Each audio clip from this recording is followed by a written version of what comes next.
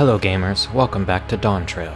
Today, we're going to go through all of the mechanics for Worqor Lar Dor Extreme, also known as Valigarmanda EX, whose primary loot is an item level 710 weapon and weapon coffer. If you find this guide useful, please share it with your friends and do the algorithm stuff like subscribe, comment, and let's get into it. We have standard designations for this fight with light parties 1 and 2 as well as pairs composed of tanks with melees and healers with ranged. The waymarks are safe spots for a later mechanic but are entirely unnecessary in this encounter. Spikesicle will telegraph multiple curved line AoEs that drop various glaciers along the boundary of the arena. Follow the curve of the second line to the edge of the arena, and once the Spikesicles begin to shoot, make your way back to the middle and across to the other side.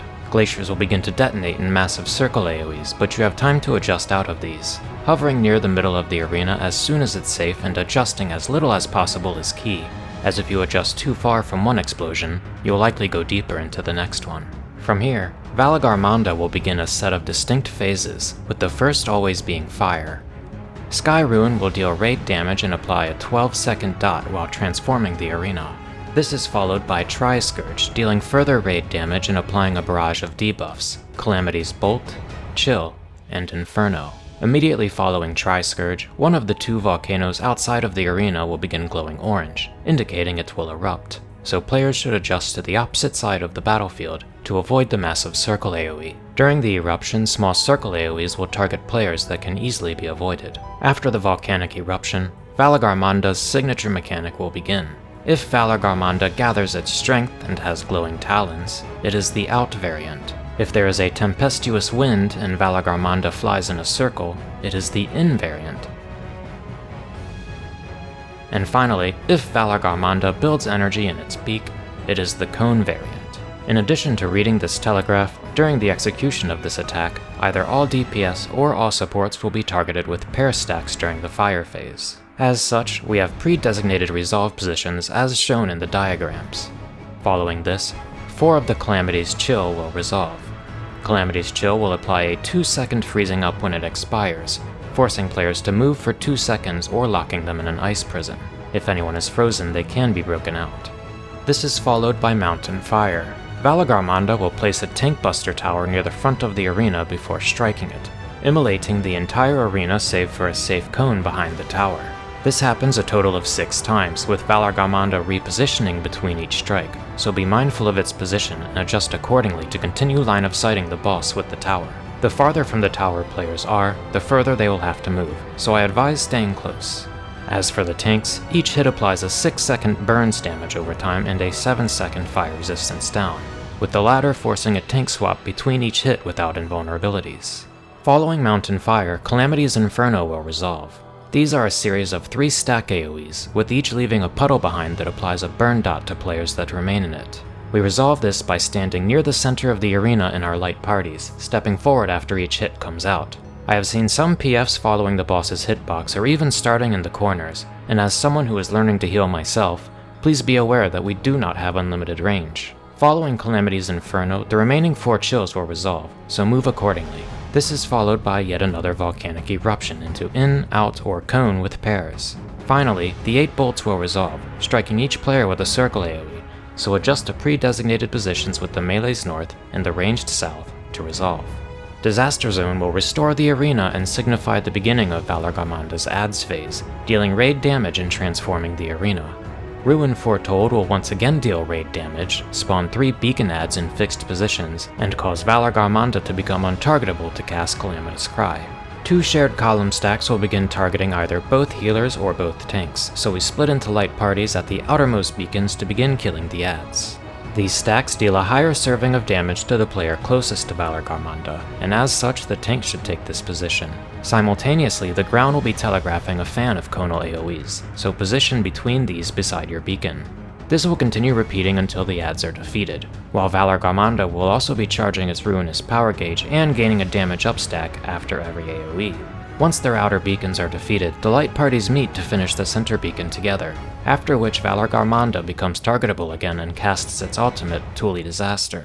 At the end of this cast, Tulidisaster will deal a modest serving of damage, followed by a second serving of damage 9 seconds later, and one final raid-wide about 8 seconds after that. The third hit will apply Perpetual Conflagration, dealing raid-wide damage over time throughout the rest of the encounter.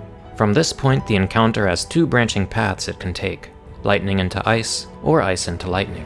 The order isn't particularly significant, but just be advised the next 2 phases can happen in either order. Skyruin will indicate the beginning of the next elemental phase, dealing raid damage. The lightning aspected phase will change half of the arena tiles to a blue-green color, indicating that players standing on them will levitate. Triscourge will once again give out various debuffs, Calamity's Frost, Fulgur, and Flames. Note that these are different from the last elemental debuffs, and must be resolved differently. First will be Flames. These are light party stacks, with the only catch being that in order to share the damage, the players must have the same grounded or levitating status. Simply split into light parties and remain on the ground to resolve. Hail of Feathers will telegraph a proximity AoE. Move to the opposite side of the arena, and once the first proximity strikes, start rotating around the outside of the arena to where the first telegraph spawned, being mindful not to run in too close to the others that have been appearing. These proximity AoEs do not hit too hard unless you are too close, at which point the damage spikes massively, so be prepared to res your greedy melee. The proximity AoEs have left behind Feathers of Ruin on all non-levitating tiles, which will later detonate, so DPS the initial feather down to create a safe spot while continuing to respec the resolving proximity AoEs. Valigarmanda will cast Blighted Bolt, striking any levitating players, while also causing any remaining Feathers of Ruin to detonate. 4 Fulgurs and 4 Frosts will now begin to resolve. Fulgur, or Lightning, will deal massive damage to levitating players, so they will want to be on the ground to resolve their large circle AoEs. Frost will imprison players, so they will want to be in the air to drop their prisons beneath them. In addition, if ices are dropped too close to one another, they will detonate and give raid-wide vulnerability stacks, so the entire raid will want to be spread in their designated positions while these resolve.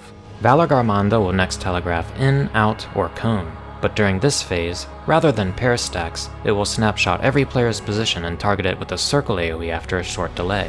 As such, simply dodge into the attack after it goes off to avoid the circles. Thunderous Breath will cause 5 circles to appear on the outside of the arena, indicating column AoEs.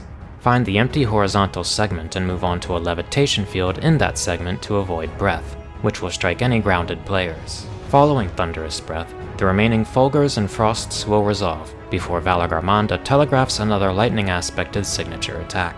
Disaster Zone will indicate the end of the phase, dealing raid damage and transforming the arena for a short intermission.